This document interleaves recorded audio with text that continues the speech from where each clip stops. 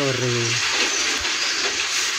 para mahasiswa pemirsa yang budiman, kembali bersama saluran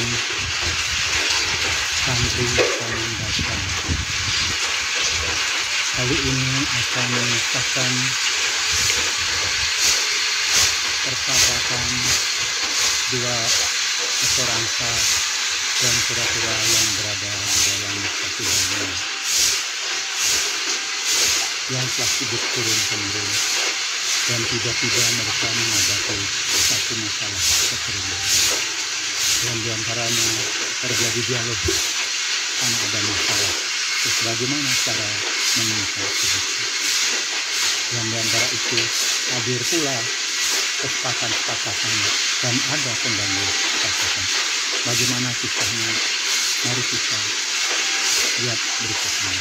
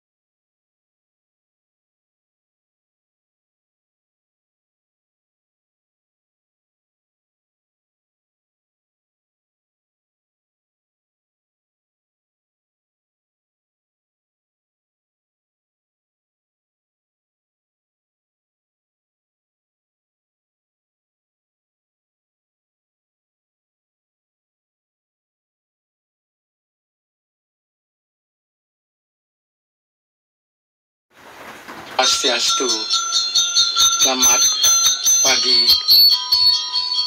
Santri Kamandaka yang hadir pada pagi ini dengan tema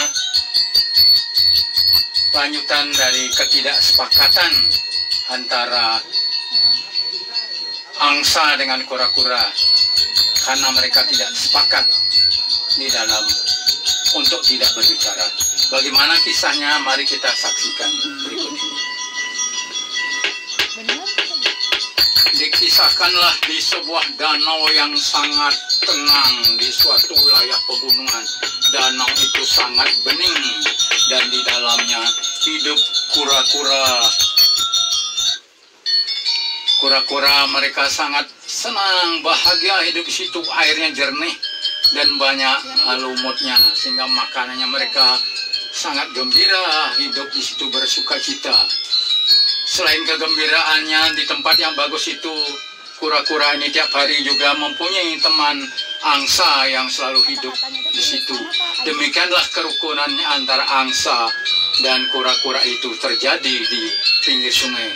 Mereka sering bicarakan tentang masa-masa yang indah dan kemungkinan yang akan datang. Demikianlah dia kehidupan telah berlangsung dari turun-temurun. Dan pada suatu ketika terjadi musim kemarau yang sangat panjang sehingga sedikit demi sedikit air danau itu mengalami kekurangan. Melihat keadaan itu, angsa berpikir bagaimana kita mungkin hidup hanya di dalam lumpur tanpa air. Di samping itu angsa juga memikirkan nasibnya kura-kura yang ada di situ. Sehingga terjadilah dialog antara angsa dan kura-kura. Bagaimana cara kita mengatasi masalah ini? Karena hidup itu selalu ada masalah. Dimanapun hidup akan ada masalah. Tapi persoalannya bukan masalahnya, bagaimana cara mengatasi masalah tersebut. Sehingga diusulkan oleh angsa, hai kura-kura, jadi kalau kita berhadapan dengan masalah seperti ini, sebaiknya kita melihat tempat yang ada danaunya berisi air. Dan karena angsa memiliki sayap, kamulah yang terlebih dahulu melihat danau tersebut. Nah, setelah ditemukan danau itu, akhirnya disepakati bahwa gimana caranya mereka terbang, sehingga kura-kura dan angsa sepakat mencari ranting, dan ranting itu akan diterbangkan oleh angsa, dan kura-kura menggigit kayu di ranting kayu itu dengan kesepakatan bahwa di dalam penerbangan itu tidak akan ada pembicaraan. Itulah kesepakatan yang harus disepakati karena berada masalah di udara. Demikianlah selanjutnya dikisahkan angsa dan kura-kura itu terbang di udara. Terus mereka terbang dan tibalah di suatu pegunungan dekat perdesaan, dan di bawah ada 2 ekor anjing yang lagi rembug-rembug, mereka belum makan.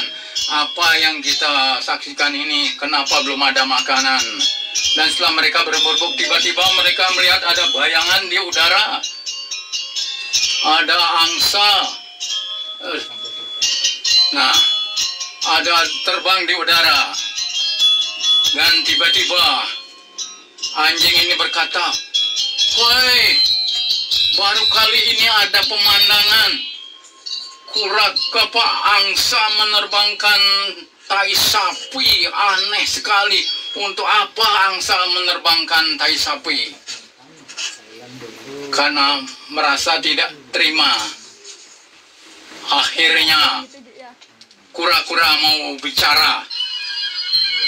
Dan tiba-tiba kura-kura sebelum bicara dia sudah jatuh. Demikianlah kisah itu.